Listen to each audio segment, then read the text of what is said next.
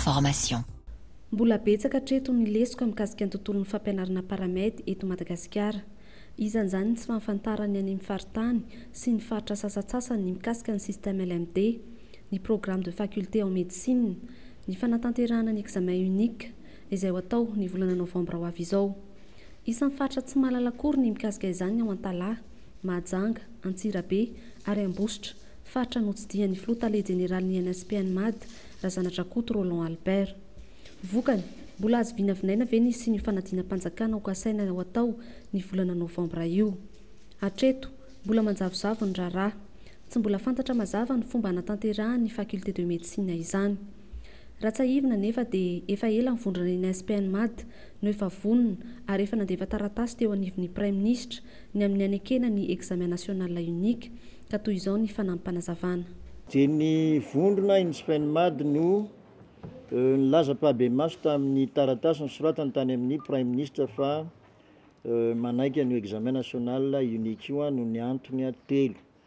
Voalohany indrindra dia ny ampiakarana ny compétence technique ny agents paramédicaux, faharoa dia ny ampiakarana ny ataoko hoe image ny corps paramédical amin'izao fotoana izao, ary ny fahatelo dia mba ahafahana manadio manao assainissement anti-système de formation paramédicale eto Madagasikara ity.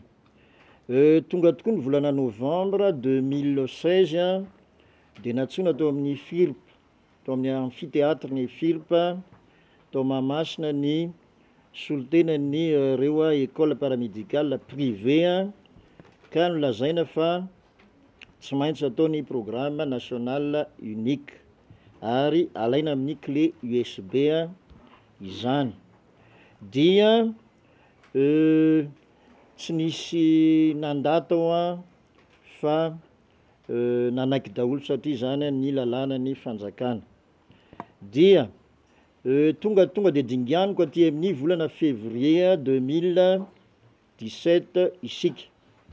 Ny zavatra tsapa nakany Antalany tenako satria nanomboka nanao ny périple national io tamin'ny volana février, tsy mahafantatra zany programme zany niany. Programme national, programme faculté de médecine zany, tsy mahafantatra ny système LMD zany ary sisondresaka ny examen national unique. Nepita moramora tao Ambositra, Antsirabe, Fianarantsoa, Mahajanga, de maro amintsika amin'ny teny zao no mbola tsy mahafantatra akory ny fisian'io ataoko hoe système ny faculté de médecine io. Zany dia mampametraka fanontaniana avy hatrany hoe mbola ho azo atao ihany hoe ny examen national unique zay karakarainy ny faculté de médecine amin'ny volana novembre 2017 ho avy izao.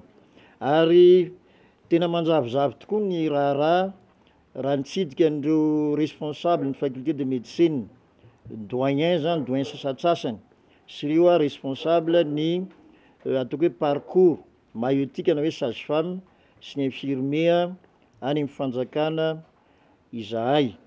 Dia zay no nahateraka n'ilay hoe tsara raha isy ny enquête statistique nationale sur la réceptivité matérielle et intellectuelle du programme de faculté de médecine.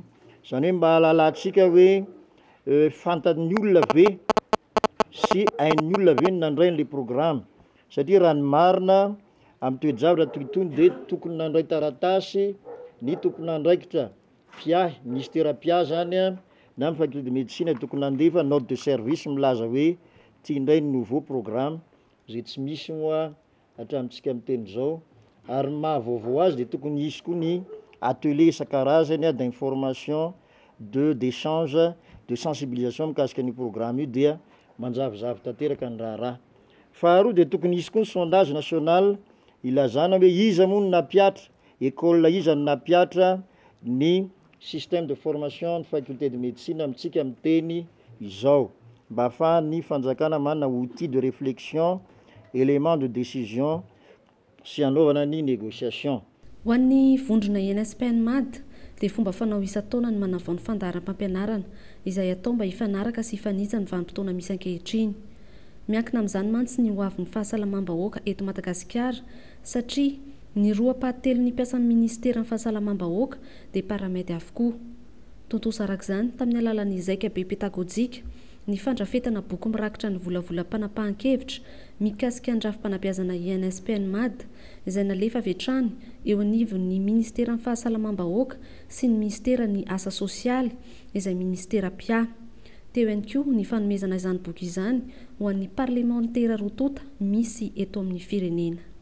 Zay na tapa-kevitra ny tato amin'ny conseil national pédagogique ny SPENMAD zay efa zatra manao mise à jour ny programme isa-taona hoe andao hiezaka anao synthèse ny programme ny faculté de médecine sy ny programme ny OMS zay natao hoe programme IFIRP amin'izao fotoana izao zay vita soma tsara ka andao asina fanitsina zay tsy mety amin'ny ireo programme karazany roa reo kanefa izy ty moa efa lasa raharam-bahoaka raha-pirenena raha-panjakana dia nataoko hoe zay ny antony nametrahana reto dossier anankiroa reto any amin'ireo ministera piahy sy amin'ny parlement lehibe ny parlement eto Madagasikara mba isin'ny fifanazavana bebe koa sy anatsarana ny programme io.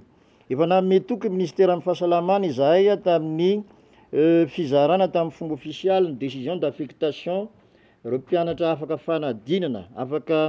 fanadinana idirana ho mpiasam-panjakana tamin'ny volana novambra teo fa hitondra vahaolana dia zay koa no mahatonga anay manolotra ny hoe 25 questionnaires pour améliorer et innover le système faculté de médecine eto Madagascar hipaka amin'ny colloque national ataon'ny cercle mixte de réflexion pour la révalorisation du système de formation paramédicale à Madagascar de ho tonga amin'ilay négociation nationale irahan'ny faculté de médecine sy ny semer paramède ary hipaka amin'ilay hoe solution républicaine démocratique et malgache anatsarana ny système de formation paramédicale eto Madagascar zay mioccupé ny roam-pahatelo ny système de santé publique ary mba atongavana amin'ny ataoko hoe fanapahan-kevitra aradrariny. Madagascar Information vous remercie pour votre visite.